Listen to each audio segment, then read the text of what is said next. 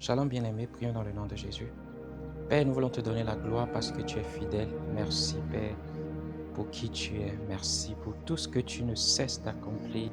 Merci pour tes merveilles. Merci du fait que tu sois notre Seigneur. Merci pour ce privilège. Nous te donnons gloire et honneur. Père, nous sommes prêts à t'écouter. Parle-nous. Ta parole communique la vie. Et Père, nous voulons recevoir de toi afin de pouvoir vivre pour toi et t'honorer, te glorifier, pour mieux te connaître et te servir. Au nom de Jésus. Amen. La dernière fois, nous avions commencé une nouvelle série. Nous avons dit que cette série nous aidera à pouvoir connaître plus Christ. C'est une série sur l'intimité avec Christ. Et le premier enseignement dans la série portait sur deux dimensions d'intimité avec Christ. Deux dimensions d'intimité avec Christ. Et nous avions montré que même nous qui sommes humains, nous ne partageons pas tout avec tout le monde. On ne dit pas tout à tout le monde. On ne montre pas tout à tout le monde. Il y a des gens avec qui nous avons une relation particulière. Et avec ces personnes-là, nous partageons un certain nombre de choses que nous ne partageons pas avec ceux qui n'ont pas ce genre de relation avec nous. À cause de notre intimité, la nature de notre intimité. De la même façon, nous avons montré que Dieu aussi réserve un certain nombre de choses pour des gens qui ont une relation d'intimité profonde avec lui. Nous l'avons démontré au travers de la parole. Nous avions aussi parlé de la femme samaritaine. On a découvert ensemble qu'à cause de sa complaisance, à cause du fait qu'elle soit confortable, habituée seulement au naturel, à cause du fait qu'elle se soit limitée à un niveau donné, malgré que Jésus, qui est le Messie, qu'elle attendait, était devant elle, elle ne pouvait pas l'identifier. Pourtant, il y avait d'autres personnes qui ont pu entendre ce que Dieu disait dans cette saison-là, qui ont pu recevoir une indication claire venant de Dieu sur la personne de Jésus, l'instruction qui leur montrait qui Jésus était et qu'il était déjà là. Malgré qu'il était un nouveau-né, ils ont pu l'identifier. Pourquoi? À cause de leur intimité avec Dieu. Donc, c'est important, primordial en tant qu'enfant de Dieu, de bouger de la première dimension qu'on a définie en tant qu'une étape initiale. On a expliqué qu'il y a une autre dimension, là où on peut expérimenter de grandes choses avec le Seigneur. On a dit qu'il y a des choses que nous ne connaissons pas dans nos vies, nous n'expérimentons pas dans notre marche chrétienne, simplement parce que nous n'avons pas une relation d'intimité profonde avec Dieu. Des fruits que nous ne produisons pas, simplement à cause d'un manque d'intimité avec le Seigneur. Amen. Nous avons égalé cette première dimension dont on avait parlé la fois dernière à l'étape de la conversion. Maintenant, on peut aussi égaler cette deuxième dimension que nous avions mentionnée à la vie de disciple. C'est la relation d'un disciple avec son maître, d'un disciple avec son Seigneur. Parce qu'il y a une grande différence entre être converti et être un disciple. Et ce qui importe pour le Seigneur, il recherche des disciples. C'est pour ça dans Matthieu 28, le verset 19, l'instruction qui a été donnée, quand Jésus parlait à ceux qui étaient avec lui, il disait d'aller et de faire des disciples. Il n'a pas dit d'aller et de faire des convertis. Il a dit d'aller et de faire des disciples. Ça voudrait dire qu'il faut nécessairement bouger de l'étape initiale. Il ne faut pas s'arrêter à l'étape initiale. Aidez-les à se convertir, à venir vers moi, mais aidez-les à devenir mes disciples. Et c'est comme ça qu'il a vécu aussi. Ceux avec qui il a traité, ils n'étaient pas seulement des gens qui l'ont juste pris comme quelqu'un qui partage un nouveau message. Non, ce n'était pas seulement ça. Il a fait d'eux des disciples. Beaucoup parmi eux étaient devenus des disciples. Les disciples ne s'arrêtaient pas seulement aux 12. Lisez bien la parole, vous allez voir. Donc, ce qui importe pour le Seigneur, ce qu'il recherche, c'est des disciples. Et vous allez voir, dans Jean 14, le verset 21, Jésus dit que celui qui m'aime, c'est celui qui retient mes commandements et les applique.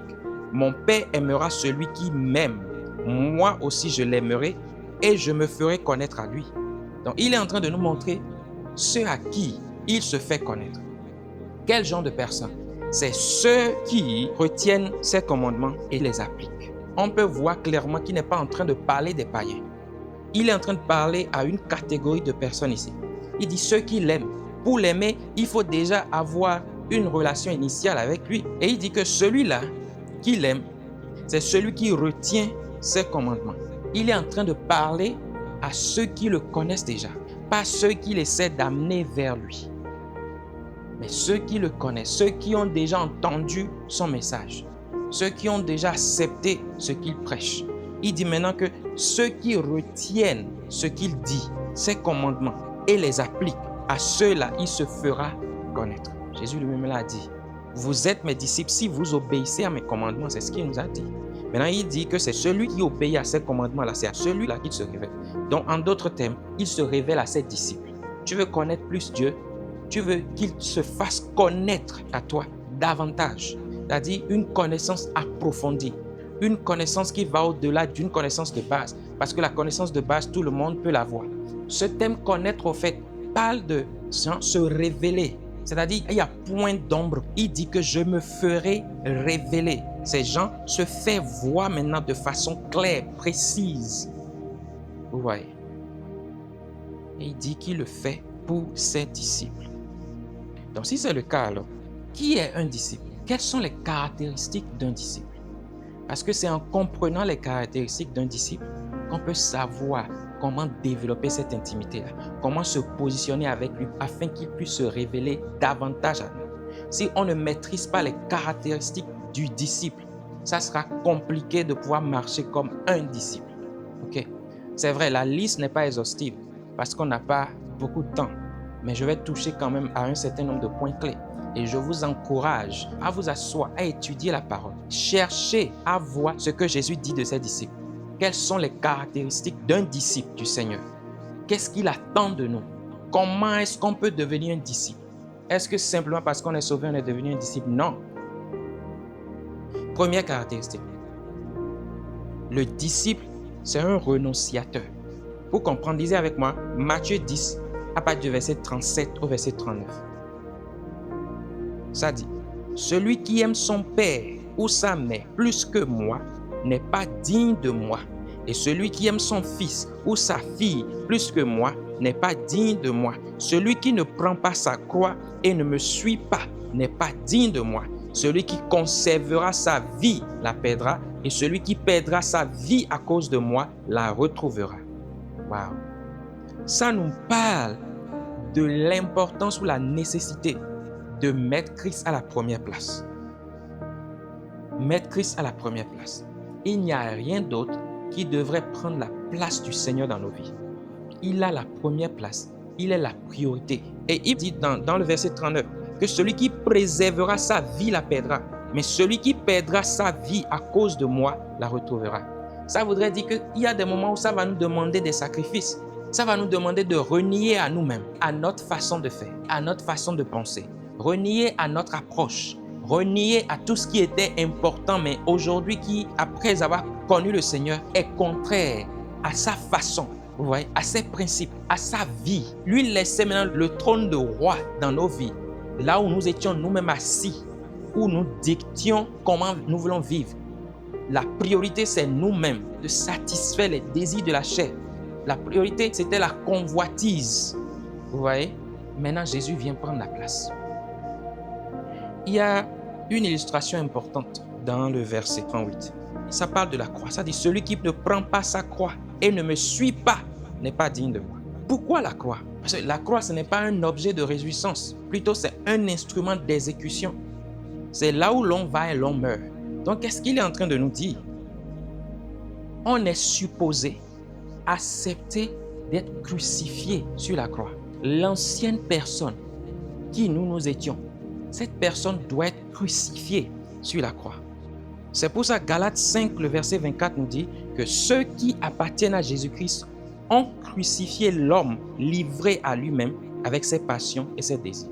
Donc, la personne qui était livrée à elle-même, l'homme qui était livré à lui-même avec ses passions et ses désirs ont été crucifiés à la croix. Vous voyez ça? Donc, ça coûte quelque chose. Il y a un sacrifice. Un sacrifice. La vie de la satisfaction de la chair, vous voyez, la vie de l'égoïsme, où on est au centre de sa propre vie. Cette vie-là, crucifiée, où on suit la chair, les désirs, le péché, cette vie-là crucifiée. On dit l'homme livré à lui-même. Livré à lui-même. Éphésiens même donne une image plus claire où ça nous parle du fait qu'entre-temps, on était en train de suivre les désirs de la chair, nos désirs, nos propres désirs, les désirs de notre chair, et que nous étions sous l'influence du diable, le prince de l'air.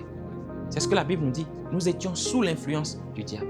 Maintenant, la Bible dit, cette personne-là est crucifiée à la croix. Cette personne-là maintenant donne la première place au Seigneur. Cette personne-là ne vit plus pour elle-même. Donc, c'est là où l'homme meurt. Et c'est aussi une mort douloureuse qu'on connaît à la croix. Ce n'est pas juste un endroit où on dit, OK, on va te punir pour 5 minutes et puis après on te fait descendre. Non, tu meurs dans la douleur sur la croix. Donc, c'est un détachement, un renoncement à l'ancienne personne. Un renoncement au plaisir de la chair. Un renoncement au plaisir de ce monde-ci. Un renoncement à une attention ou un focus sur soi-même. On veut faire ce que Dieu veut. On veut vivre selon le plan de Dieu pour nous. Et la Bible nous montre aussi, le verset 38 toujours, Matthieu 10, 38, « Celui qui ne prend pas sa croix ne me suit pas. » Donc ça voudrait dire qu'il faut porter la croix. Okay? Nous savons que c'est là où l'ancienne personne a été crucifiée. On vient d'en parler. Nous savons que c'est là où celui que nous étions est mort. Mais pourquoi est-ce qu'on doit porter la croix? Ça nous parle du fait que de façon tangible et claire, on marche en utilisant la croix comme une preuve. C'est-à-dire, la façon dont je marche prouve que l'ancienne personne que j'étais est morte. Je vis différemment. On peut regarder et dire non, mais ce n'est pas la même personne. Oui, je porte ma croix.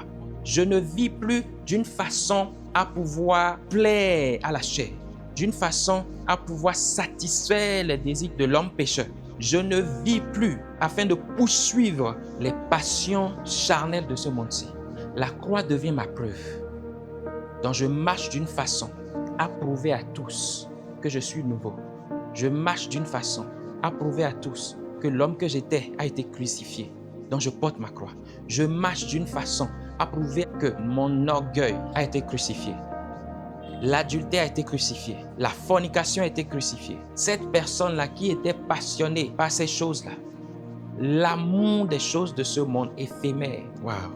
C'est pour ça que Matthieu 5, 16 peut dire que votre lumière brille devant les hommes afin qu'ils voient votre belle manière d'agir. Donc maintenant, on vit de façon à laisser la lumière de Dieu en nous là briller. La Bible nous dit dans 1 Jean que Dieu est lumière et que nous ne pouvons pas dire que nous sommes en communion avec lui et marcher en même temps dans les ténèbres. Ce n'est pas possible.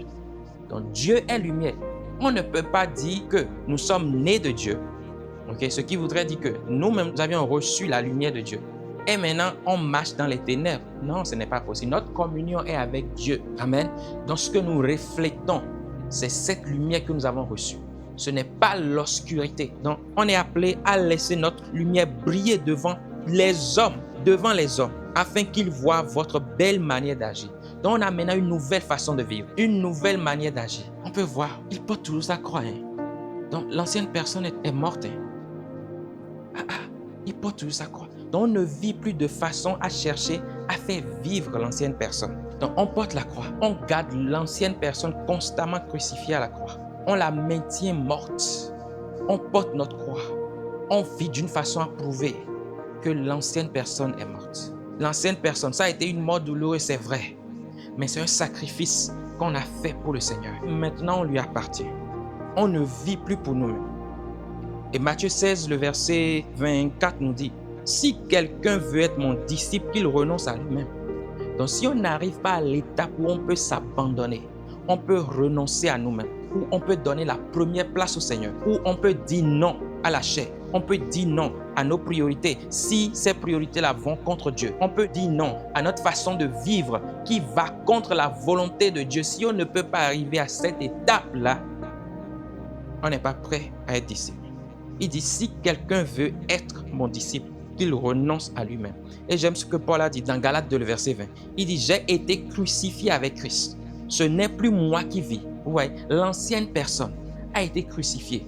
Il reconnaît que cette personne est morte sur la croix. Il dit, j'ai été crucifié avec Christ. Ce n'est plus moi qui vis. Christ vit en moi. Donc, ce qui faisait de lui l'homme vivant, l'homme charnel, c'est-à-dire le moteur qui lui communiquait la vie, le mode de fonctionnement qu'il avait là, tout ce système crucifié sur la croix. En lui maintenant, c'est Christ qui vit en lui. C'est tout comme si Christ l'a pris comme une couverture maintenant. C'est Christ qui vit au travers de lui. C'est plutôt le ciel qui se manifeste au travers de lui. Il sait qu'il ne vit plus pour lui-même. C'est pour ça qu'il dit, ce que je vis maintenant dans mon corps, non, c'est différent de ce qu'il vivait. Il dit, ce que je vis maintenant dans mon corps, je le vis dans la foi au Fils de Dieu. Waouh! Donc la vie maintenant est basée, sa nouvelle vie est basée sur la foi qu'il a en Dieu. Ok? La foi qu'il a placée dans le Seigneur. Cette foi qui l'a conduit au salut. Tout ce qu'il fait maintenant, c'est sur la base d'une dépendance totale au Seigneur. Il ne vit plus pour lui-même. Il ne cherche plus à faire les choses selon lui-même. Ce n'est pas basé sur ses désirs, les désirs charnels, ses priorités éphémères, non. C'est sur la base de ce que Dieu veut. Il vit pour le Seigneur. Parce qu'il reconnaît que l'ancienne personne est morte. Le problème, c'est qu'on cherche à garder en vie cette personne qui est morte. La Bible dit que l'ancien toi là, tu n'existes plus. Maintenant là, Christ est en toi, Christ vit au travers de toi. Vous voyez, l'appel qu'on a reçu de la part du Seigneur, c'est un appel à devenir porteur de Christ. C'est pour ça que la Bible nous dit que si nous sommes en Christ, on est une nouvelle créature. Une nouvelle créature. On va parler de ça. Je prépare ça. Par la grâce de Dieu, on va parler de ça. Une nouvelle créature. Ça voudrait dire que tu n'avais jamais existé. Pourquoi tu veux vivre comme quelqu'un qui avait existé entre-temps? Pourquoi est-ce que tu ne veux pas comprendre cette nouvelle personne-là que tu es? Cette nouvelle personne que tu es devenue en Christ et vivre selon cette nouvelle personne. Pourquoi? Il dit ce que je vis maintenant dans mon corps. Il reconnaît, il y a quelqu'un d'autre, un autre moteur à l'intérieur. Ce n'est plus le même moteur qui était là. Ce qui le fait fonctionner maintenant, c'est Jésus. C'est Christ qui vit en lui. Il dit maintenant, ce qu'il vit dans son corps, c'est par la foi. Il doit compter sur Christ maintenant. Il doit fonctionner par la foi, venant de ce salut-là qu'il a reçu. Il doit fonctionner venant d'une dépendance totale. Waouh, waouh, waouh, waouh. Chalera kalia brosa de kabloa di kebriado. Donc le disciple, c'est quelqu'un qui est un renonciateur. C'est quelqu'un qui fait tout pour la gloire du Seigneur. Colossiens 3, 17 dit quoi? Quoi que vous fassiez, en parole ou en acte, faites tout au nom du Seigneur. Donc on comprend alors qu'on devient ambassadeur de Christ. Parce que ce n'est plus nous, c'est lui qui est en nous. C'est lui qui est en nous. Lui vient en nous. Au travers de nous, il se manifeste. On est ambassadeur de Christ. Ambassadeur de Christ. Ambassadeur de Christ. Il dit quand tu parles ou quand tu agis, fais-le au nom du Seigneur. Ça voudrait dire fais-le en tant que représentant du Seigneur. Fais-le en tant que celui au travers de qui Christ est en train de se manifester. Ne le fais pas selon la chair. Quoi que tu fasses, fais-le au nom du Seigneur. Quoi que tu dises, fais-le au nom du Seigneur. Est-ce que tu parles d'une façon qui est digne du Seigneur? Est-ce que tu parles en tant que quelqu'un en qui Christ règne? Est-ce que la vie de Dieu qui est en toi, c'est ce que tu communiques aux autres? Fais-le au nom du Seigneur. Deuxième caractéristique du disciple, c'est quelqu'un pour qui la parole de Dieu et son obéissance ne sont pas négociables. Pour cette personne-là, la parole de Dieu et l'obéissance à la parole de Dieu ne sont pas négociables. J'aime particulièrement Jean 8, 31 qui dit, alors il dit aux Juifs qui avaient cru en lui, si vous demeurez dans ma parole. Donc c'est des gens qui ont déjà cru. Il dit maintenant, si vous demeurez dans ma parole, vous êtes vraiment mes disciples. Oh! Donc ça voudrait dire, ce n'est pas juste un titre. La preuve que vous êtes mes disciples, c'est de demeurer dans ma parole. Demeurer dans la parole, ça voudrait dire quoi? Ça voudrait dire la connaître et l'appliquer. Vous voyez, c'est ce qu'on lisait au début, dans Jean 14, le verset 21. Quand je vous disais qu'il parlait des disciples, il y a une corrélation. C'est plus clair maintenant. Il dit, si vous demeurez dans ma parole, vous êtes vraiment mes disciples. Ces gens-là, c'est ceux qui ont déjà cru. Donc les disciples, au fait, c'est ceux qui demeurent dans la parole. Ceux qui entendent, acceptent, comprennent, pratiquent cette parole-là. ceux qui entendent, qui retiennent et pratiquent cette parole. Donc, un disciple, c'est celui qui embrasse la parole pendant que même ceux de la chair et ceux du monde la trouvent difficile à obéir. Dans Jean 6, 60, il y avait beaucoup de disciples de Jésus. Vous pouvez aller un peu plus haut pour comprendre un peu plus le contexte. Il a parlé de son sang, il a parlé de sa chair. Et il demandait à ce que les gens mangent son corps et boivent son sang. Mais ils ont pris ça de façon littérale. Ils n'ont pas compris ce dont il parlait. Et pour eux, ils trouvent que cette parole est due. Ils trouvent que cette parole est due. Lisons Jean 6, 60. Après l'avoir entendu, beaucoup de ses disciples dirent, cette parole est due. Qui peut l'écouter? Qui peut l'écouter? Vous voyez, c'est ce qu'on connaît dans ce monde-ci. La parole de Dieu nous est adressée. On trouve que non, c'est difficile. Difficile à l'appliquer. Oh non, moi je ne peux pas faire ça. Nous trouvons que non, personne ne peut faire ça. Simplement parce que tu trouves que tu n'es pas en mesure de pratiquer cela, parce que tu rejettes la parole de Dieu, ne veut pas dire que personne ne peut le faire. Et je t'explique pourquoi est-ce que c'est difficile pour toi. La Bible nous dit clairement qu'il y a une contradiction entre les désirs de la chair et les désirs de l'esprit. Donc si tu cherches à faire les choses selon la chair, si tu cherches à obéir la parole de Dieu selon la chair, si tu cherches à vivre selon ta chair, à toujours satisfaire les désirs de la chair, bien sûr que ça te sera difficile de vivre selon les désirs de l'esprit. Parce que la Bible nous dit clairement qu'il y a une contradiction. Écoute, Dieu qui a dit qu'il nous appelle à vivre selon sa parole n'est pas fou. S'il trouvait que c'était impossible d'y obéir, il n'allait pas nous demander d'y obéir. Dieu n'est pas fou. Dieu n'est pas fou.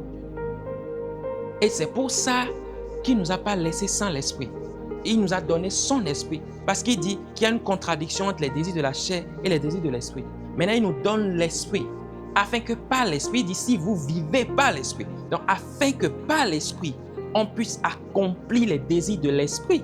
Si tu cherches à te maintenir dans ta situation, si tu ne veux pas laisser l'adultère, tu ne veux pas laisser la fornication, tu ne veux pas laisser les choses que Dieu demande de laisser, bien sûr que tu vas trouver que c'est difficile parce que tu cherches toujours à marcher selon la chair.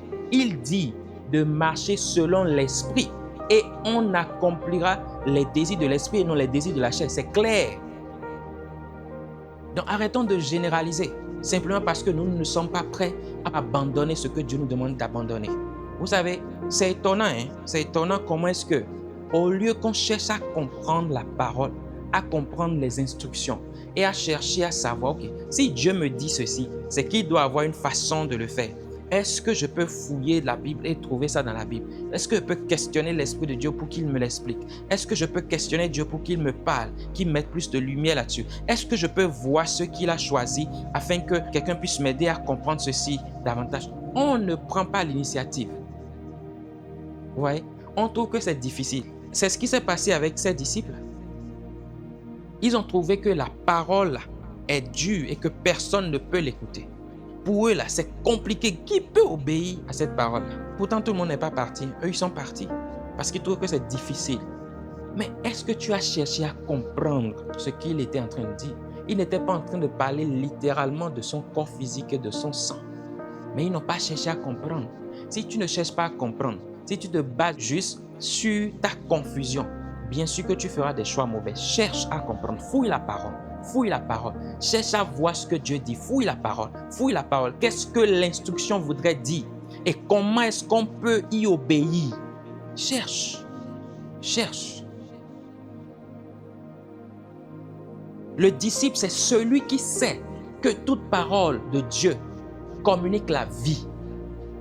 Toute parole de Dieu communique la vie. Jésus lui-même dit quoi? C'est l'esprit qui fait vivre. Il dit, l'homme n'arrive à rien. Les paroles que je vous dis sont esprit et vie. Et il dit que l'homme ne vivra pas seulement de pain. Il dit, mais de toute parole qui sort de la bouche de Dieu. J'aime la réponse de Pierre dans Jean 6, 68. Les disciples étaient partis. Jésus dit, mais et vous? Beaucoup de disciples étaient partis. Jésus leur demande, mais et vous? Pierre dit, mais où est-ce qu'on ira? À qui est-ce qu'on ira? Quand de ta bouche là, sortent des paroles qui communiquent la vie. Tu as les paroles de vie. À qui est-ce qu'on ira? Ça, c'est la vie d'un disciple. C'est la vie d'un disciple qui sait que toute parole de Dieu libérée communique la vie. Et cette parole est essentielle pour sa survie. Cette parole-là est essentielle pour pouvoir vivre la vie que Dieu a prévue pour lui. Donc le disciple, c'est quelqu'un qui obéit. Qui obéit. C'est quelqu'un qui obéit. Lisez avec moi Jacques chapitre 1, le verset 21 au verset 22. Ça dit, c'est pourquoi rejetez toute souillure et tout débordement dû à la méchanceté et accueillez avec douceur la parole qui a été plantée en vous et qui peut sauver votre âme. D'abord, regardez, ça dit de rejeter toute souillure. Ce n'est pas Dieu qui le fait pour toi. Ah, c'est à nous, c'est à nous. C'est toi qui dis non. Pourquoi? Maintenant là, ce n'est plus toi qui vis, mais c'est Christ qui vit en toi. Tu dois renoncer à toi-même. Vous voyez ça? Tu dois faire quoi? Renoncer à toi-même. Donc tu dis non, tu dis non, tu dis non, tu dis non. Il dit rejeter toute souillure et tout débordement dû à la méchanceté. Maintenant ça dit et accueillez avec douceur la parole qui a été plantée en vous et qui peut sauver votre âme. Donc cette parole-là a la capacité de communiquer la vie. Ça dit ça peut sauver votre âme. Ça a la capacité de donner la vie. Au lieu que quelqu'un soit destiné à la mort, cette parole-là peut communiquer la vie. C'est de la même façon que tout domaine de ta vie peut être touché par la vie de Dieu. Si seulement tu peux être ouvert à sa parole libérée pour communiquer la vie à ce domaine de ta vie. Waouh! Le verset 22 dit, mettez en pratique la parole et ne vous contentez pas de l'écouter en vous trompant vous-même. Pas de faux raisonnements. Ok, lisons ça dans le verset 22 et dans la version Bible du Semeur. Ça dit, seulement ne vous contentez pas de l'écouter, traduisez-la en acte, sans quoi vous vous tromperiez vous-même. Ah, donc on est appelé à traduire cette parole en acte. On y obéit. Ce n'est pas une question de oh, Dieu m'a parlé, j'ai reçu un message important cette semaine-ci. Oh non, à l'église, le message qui a été communiqué était très fort, très puissant. Oh non, en étudiant la parole, j'ai vu quelque chose de très important. Ok, Dieu merci. Mais, qu'en as-tu fait? Est-ce que tu as appliqué cette parole-là? Tu as mis ça en pratique? Le verset dit, traduisez-la en acte, sans quoi vous vous tromperiez vous-même. Donc, il faut traduire ça en acte. Et là où le problème est souvent, partant de la lecture à l'aspect pratique, c'est parce que beaucoup de personnes n'ont pas appris à méditer sur la parole. Dans Josué 1, à partir du verset 8, dans les instructions que Dieu a données à Josué, c'est qu'il médite sur la parole jour et nuit. La Bible dit quoi après ça? Il dit, pour que tu sois en mesure de faire tout ce qui y est écrit. Donc tu veux appliquer la parole, médite là-dessus. Pense-y, analyse profondément la parole. Qu'est-ce que Dieu est en train de me dire? Questionne la parole. Laisse l'Esprit de Dieu mettre la lumière là-dessus. Tu comprendras plus. Et non seulement ça, ta mentalité sera renouvelée par cette parole maintenant. Tu vas commencer à penser autrement. Quand tu penses autrement, tu vas agir autrement. Quand tu penses autrement, tu vas agir autrement. Confesse cette parole, déclare-la, qu'elle devienne la norme. Tu ne peux pas lire quelque chose et dire quelque chose de contraire. Médite sur la parole. Qu'elle renouvelle tes pensées, qu'elle puisse te rafraîchir, te donner une nouvelle façon de voir, une nouvelle approche des choses. Laisse la parole enlever les choses, qu'elle te purifie, qu'elle purifie tes pensées, qu'elle renouvelle, qu'elle déracine les choses qui doivent être déracinées. Et ça te sera facile de pouvoir l'appliquer. Jésus lui-même pouvait dire, vous m'appelez Seigneur, Seigneur, alors que vous n'accomplissez pas ce que je vous commande. Donc un disciple, c'est celui qui applique ce que Jésus lui dit, ce que la parole de Dieu lui dit. Qu'est-ce que Dieu te dit au travers de sa parole? Est-ce que tu l'appliques? C'est celui-là. Vous m'appelez Seigneur, Seigneur. Comment? Mais vous m'appelez Seigneur, Seigneur, mais vous ne faites pas ce que je vous dis. Ce que voudrait dire, vous ne m'aviez jamais donné la place du Seigneur dans votre vie. Vous êtes toujours assis sur le trône de votre vie. Ou vous aviez déjà mis d'autres choses. Vous aviez toujours d'autres choses à la place du Seigneur. Jésus a dit aux Juifs, si vous vous attachez à la parole que je vous ai annoncée, si vous vous attachez à la parole que je vous ai annoncée, vous êtes vraiment mes disciples. Troisième caractéristique d'un disciple, c'est que le disciple a une obligation de résultat. J'aurais bien voulu avoir le temps pour aller plus en profondeur sur ce point-ci. Malheureusement, je n'ai plus beaucoup de temps. Le disciple a l'obligation de résultat. Lisez avec moi Jean 15, le verset 16. C'est un verset que j'aime beaucoup. Jean 15, le verset 16. Ça dit, ce n'est pas vous qui m'avez choisi. Non, c'est moi qui vous ai choisi. Je vous ai donné mission d'aller, de porter du fruit qui soit durable. Alors le Père vous accordera tout ce que vous lui demanderez en mon nom. On va un peu en haut, le verset 8, ça dit, si vous produisez du fruit en abondance et que vous prouvez ainsi que vous êtes vraiment mes disciples. Oh, je m'arrête d'abord. Donc, on a vu là-bas, dans le verset 16, la Bible nous dit que nous avons été choisis. Ce n'est pas nous qui avons choisi le Seigneur. Il nous a choisis. Et il nous a choisis afin que nous puissions produire du fruit. Maintenant, dans le verset 8, il nous dit, la façon dont on prouve qu'on est un disciple, c'est en produisant du fruit. Donc, la preuve qu'on est un disciple, c'est en produisant du fruit. Mais il dit, ce n'est pas seulement produire du fruit. Il dit, produire du fruit en abondance. Donc, en tant que disciple, ce que Dieu attend de toi, en tant que disciple, c'est que tu produises du fruit et que tu produis ce fruit-là en abondance. Donc, il n'y a pas question de je fais un peu seulement. Oh, cette vie est courte. Non, le temps, tout le monde va partir un jour. Oui, justement, c'est pour ça qu'il faut courir maintenant. Il faut courir. Sois engagé dans les choses que Dieu veut que tu fasses. Ne sois pas au repos pendant que tu es en vie. Comment tu seras au repos? Tu es encore là où la moisson est prête. Et tu veux te reposer. C'est quel genre de gérant est-ce que tu es? À qui on a confié un champ et la moisson est prête. Et toi, tu veux te reposer. Tu veux te reposer pendant que la moisson est prête. Mais la Bible nous dit que ce n'est pas seulement des fruits en abondance. La Bible dit que ces fruits-là doivent être durables. Le verset 16, ça dit de porter du fruit qui soit durable. Qu'est-ce que ça voudrait dire? Ça voudrait dire des fruits qui peuvent perdurer, des fruits qui ont une nature éternelle, qui ont un poids éternel. Ça voudrait dire que quand l'on va peser nos œuvres, ces œuvres-là, quand on va les tester par le feu, comme la Bible nous le dit, ces œuvres-là ont une connotation éternelle. Ça a un poids éternel. Ça peut perdurer, ça ne va pas juste passer. Quand la terre va passer, ce n'est pas que tes œuvres vont passer. Il y a des gens, tout leur investissement, toute leur vie, c'est juste pour les choses de ce monde-ci. Mais pourtant, quand tu meurs, tu ne partiras pas avec quoi que ce soit que tu as construit. Est-ce qu'on dit qu'il ne faut pas construire quelque chose? Non, pas du tout. Dieu n'est pas contre ça. Mais je te parle de ta priorité. Si tu vis seulement pour les accomplissements de la terre, tu partiras sans rien. Non seulement ça, quand on va peser tes œuvres n'auront pas une nature durable. Cette terre-là va passer. Ça va passer avec toutes les maisons que tu as construites, avec toutes les maisons, les villas et consorts, tout ce que tu as établi, qui sont seulement sur cette terre-ci. La terre va passer avec. Mais imagine que tu es engagé dans des choses qui glorifient Dieu, des choses qui ont un impact éternel. Écoute, tu travailles avec des gens. Est-ce que quand ils te regardent, ils peuvent voir Dieu? Est-ce que quand tu parles, tes paroles les attirent et les amènent vers Dieu? Ou bien tes paroles les repoussent? On peut dire, mais c'est quel genre de personne ça? C'est quel genre de chrétien ça? Est-ce que ton argent, c'est seulement pour construire des bâtiments à gauche, à droite, que tu n'habites même pas? Et si ton argent allait dans l'implantation des églises, pour le salut des âmes? Et si ça allait dans les campagnes d'évangélisation? Et si ça pouvait toucher, transformer des vies, pas seulement d'une façon temporaire, non, d'une façon qui a un poids éternel? Quand on va évaluer tes œuvres, qu'est-ce qu'on va trouver?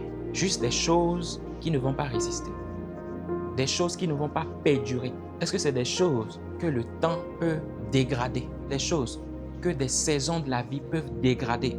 Est-ce que c'est des choses qui passeront quand cette terre aussi passera? Pensez, tu vis pour quoi? Tu vis pour qui?